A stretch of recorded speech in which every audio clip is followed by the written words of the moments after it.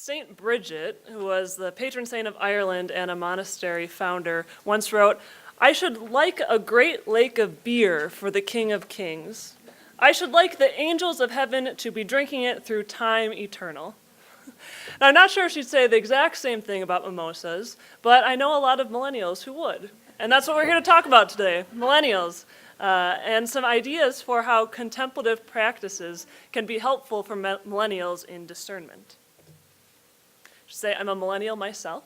And so through research and my own experience, I find that many of my peers are seeking the same things, and things that we've been talking about during this conference, three of which are mentorship, community, and rest.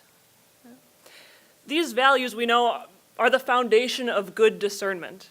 Okay? Without people to look up to, without solid support systems, and without a little downtime, good discernment just doesn't happen. I've spent the last 4 years now living and working and praying alongside the monks of St. John's Abbey in Collegeville, Minnesota, and I found that the Benedictine tradition offers some deep wisdom that can really speak to the discernment needs of millennials today. So for each of these three values, again, mentorship, community, and rest, we're going to explore these questions. So what are some things that might be hindering millennials from living into this value? How does the monastic tradition approach the value? And then what's one innovative, practical idea for formation that's rooted in the monastic tradition and highlights this value? Now, we know most millennials won't be donning a habit anytime soon. I'm sorry, sisters. But we can bring this wisdom into our parishes and into our campus ministries.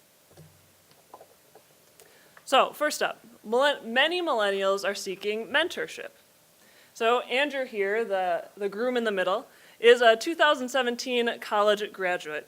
And this past June, Andrew started his first full-time job as a biomedical engineer in northeastern Wisconsin. And when I asked Andrew how his new gig was going about a month in, Andrew absolutely glowed about this coworker who took him under his wings, helped him learn the company equipment, and even invited him out to play frisbee golf a few days after work. Researcher Matt Bloom writes that mentors like this, or exemplars, people who are real, salient models of individuals who appear to be living into their own callings in and through their work, are invaluable for millennials like Andrew, who are still searching for their identity. So a mentor or an exemplar acts as a point of comparison. So Andrew might say, I noticed that Bob always gets his work done on time. I need to work on my organization so that I can succeed here. In general, many millennials do want mentors. There was a 2016 Deloitte survey of nearly 8,000 millennials who found that millennials with a mentor are more likely to stay with their organization for more than 5 years. And we know that work is just one area where mentorship takes place. There's also other classic examples like spiritual direction, professors, life coaches, those sorts of things. So again, these studies are suggesting that millennials value mentorship, but that mentorship cannot be a one-way street. So one thing that's hindering mentorship or hindering millennials from living into this value is that many millennials are seeking a different model of mentoring.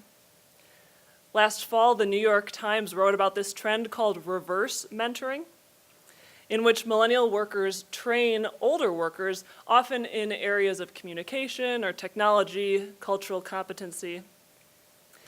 Millennials were in general known as a competent generation, who not only have something to learn as mentees, but also something to offer as mentors. Now, as you might imagine, not all organizations embrace this new model of mentoring. There are some that don't even want to hire millennials. The Human Resource Management Journal found that discrimination for being too young is just as, if not more prevalent than discrimination for being too old. So, again, millennials are looking for a model of mentorship that's this give and take. Okay? And the monastic tradition offers just that. These opportunities for intergenerational mentorship. So a little monk 101. Monasteries have an abbot or a prioress who is believed to hold the place of Christ in the community, so no small task. And while the abbot holds the primary leadership role, Saint Benedict recognizes that wisdom should come from anyone and everyone in the community. So anytime there's an important decision to be made, Saint Benedict writes that the abbot should summon all the brothers or sisters for counsel. Further, he writes that the reason why we have said all should be called for counsel is that the Lord reveals what is better often to the younger. So even 2,000 years ago, Benedict recognized the value in generations listening to each other. This here is Brother Jacob Burns, who finds this to be true today. Jacob is a novice monk at St. John's Abbey, and he said, as I was talking to him about this, that I've never lacked the opportunity to give my 2 cents. But I also really value getting advice from brothers who have walked this path, who worked through issues like finding a good time for Lectio Divina. So I was thinking, how as a minister can I create space for this sort of intergenerational mentorship to take place? And what I came up with is this prayer and work Saturday service opportunity. So this is hosted in collaboration between campus ministry at the university and St. John's Abbey. And about one Saturday morning a month, we take a group of 6 to 8 college students who work with members of the monastic community on some sort of manual labor project, like trail repairs, working in the wood shop, garden work, that sort of thing. And we begin and end with prayer. And then at the very end, the students are often invited into the elusive monastic refectory for lunch with the monks. And I found that students and monks really like that chance to interact with each other in a structured but also informal setting. Right? So they're doing a project together. So there's this chance for conversation to flow pretty organically. It's a chance to learn about and from each other.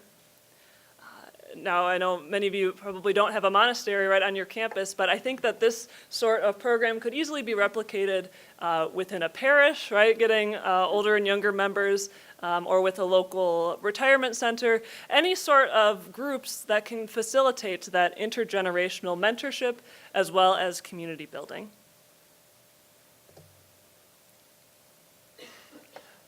Additionally, many millennials are seeking community. Laura, the one who's receiving the bunny ears there, is a 28-year-old hospital chaplain, and she volunteered for a year after college with the Colorado Vincentian Volunteers before starting her Masters of Divinity program. Laura lived in 3 different intentional living communities during her years in school, and now she says she's longing to find that community again now that she's back home living with her dad and working kind of wonky hours at the hospital. Laura's situation is not unique among people her age. Many millennials are either in school or not too far removed from a school setting in which we're surrounded by our peers all the time. So growing up, we live and breathe community in classrooms, on sports teams, in our family homes and neighborhoods. In their book, Millennials Rising, Neil Howe and William Strauss write about the team orientation of millennials. And this survey asked millennial teams a while back, what are the major causes of problems in society today? And the number one answer was selfishness, the millennials said. Not thinking of the rights of others is the biggest problem. So as a generation in general, we are community-minded. Something that's hindering millennials from living into this value then is that often many of us are in a transient time of life, as you mentioned. Our familiar community structures dissolve when we graduate from school or move out of our family homes.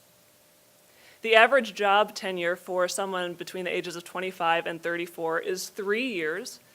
Now that statistic hasn't changed much in the last 30 years, but it's still significant, right? That young people explore. And of course, unemployment or underemployment can also lead to changes in living situations. So as where we live or where we work changes, oftentimes the community that we're around changes as well. The monastic tradition, when we look to this, and probably in general of religious life, offers intentionality in forming community and stability in retaining community. So community is absolutely at the heart of Benedictine monastic life. The Rule of Saint Benedict, little book, is essentially a guidebook for how to live together well. So what does it take to be a healthy community? Well, for Benedict, praying together and eating together are crucial for good community. There are 13 chapters in the Rule of Benedict about communal prayer, so things like what time to pray, what psalms to pray when. And then there are also chapters listing the proper amount of food and the proper amount of drink for monastic mealtime. I love it in his chapter on the kitchen server of the week. Benedict writes that the monks should serve one another in love. So there is this intentionality in monastic life about caring for each other and about being together.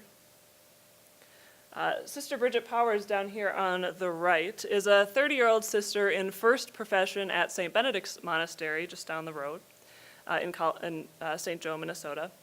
And as I was talking to her about this, she was telling me how blown away she was the first time she got sick in the monastery, and how the sisters really took it upon themselves to check on her and bring her soup, make sure that she was doing okay. Bridget said that the community is really intentional about incorporating its newer members in.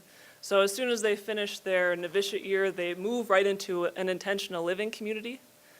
She said that it's tradition that the newer members always decorate the Christmas tree at the monastery.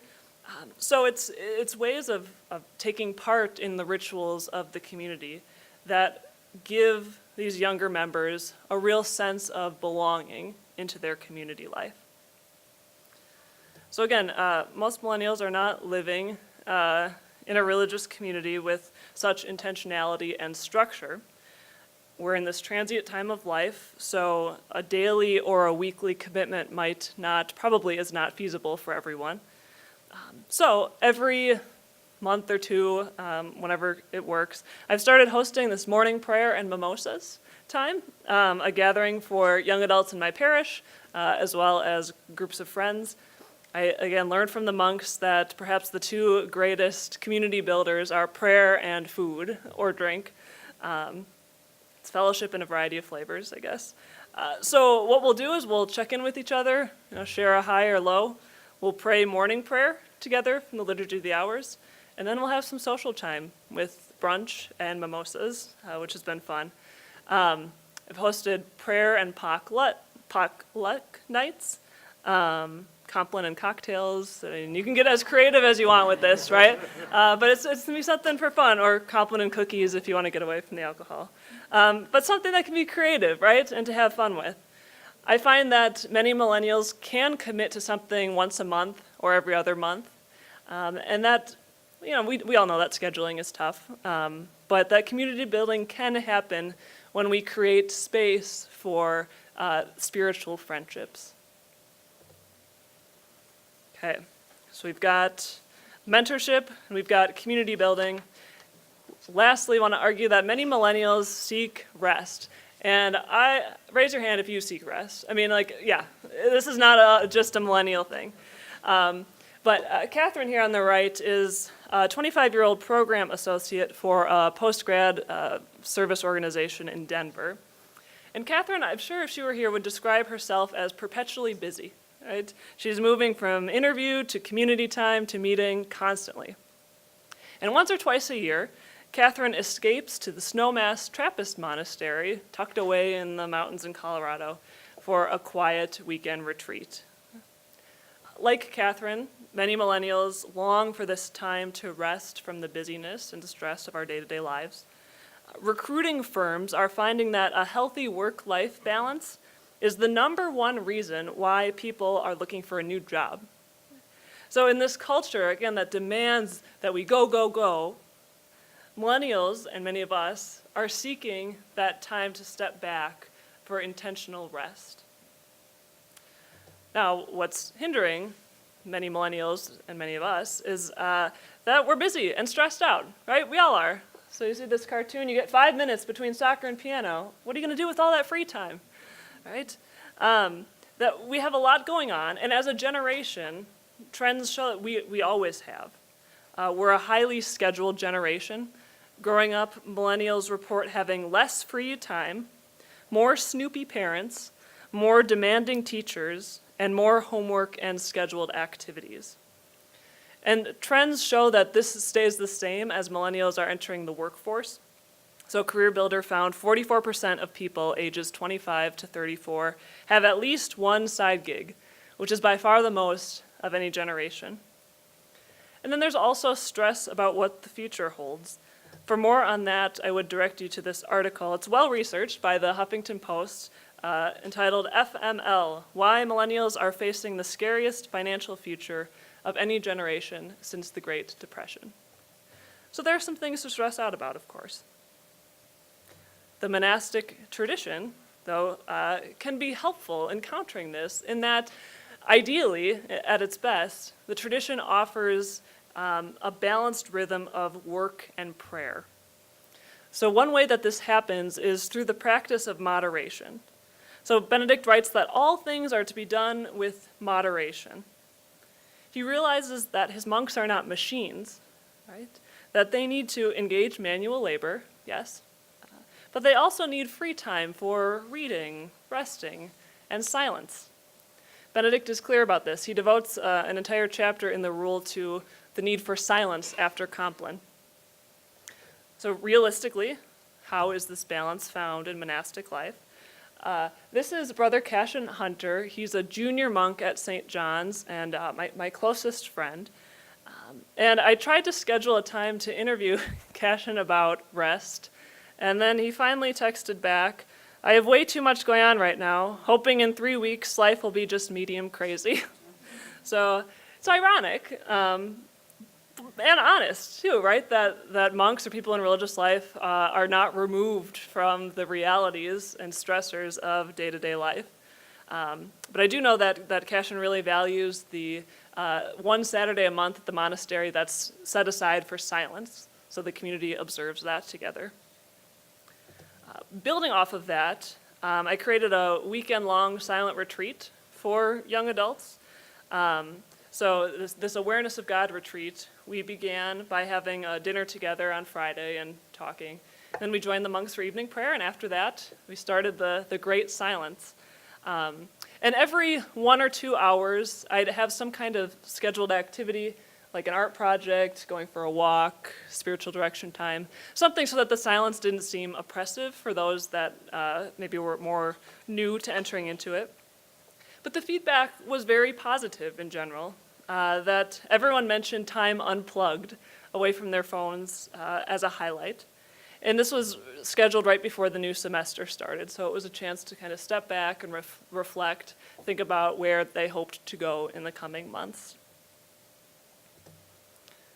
So mentors, community, and rest. These are 3 sought-after values of millennials that are crucial to good discernment. Now, there's obvious roadblocks in our world today that make it hard to live into these values. But I've found hope in my time studying and praying and working with the monks at St. John's that it is possible to live a life and cultivate a life that encourages mentorship, community, and rest. We just have to maybe be a little bit more creative about what that looks like outside of the monastery. Thank you.